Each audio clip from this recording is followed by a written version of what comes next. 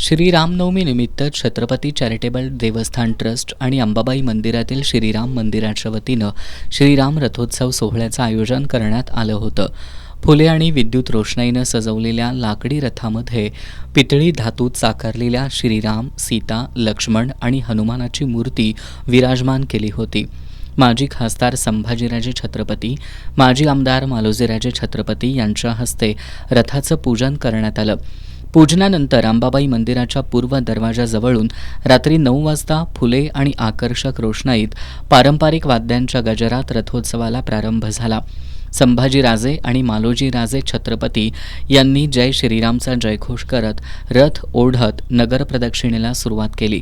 रथाच्या स्वागतासाठी ठिकठिकाणी भाविकांनी मार्गावर रांगोळ्या आणि फुलांच्या पायघड्यामुळं भाविकांमध्ये प्रसन्नतेचं वातावरण निर्माण झालं होतं.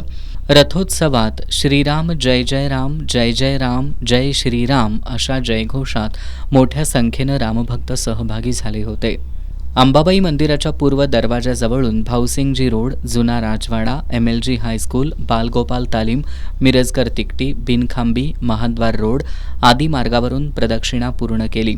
रथ पुन्हा अंबाबाई मंदिराच्या पूर्व दरवाजाजवळ आल्यानंतर या रथोत्सवाची सांगता झाली. 2.5 तासांहून अधिक काळ सुरू असलेल्या रथोत्सवामुळं सारा मार्ग श्रीराममय होऊन गेला होता.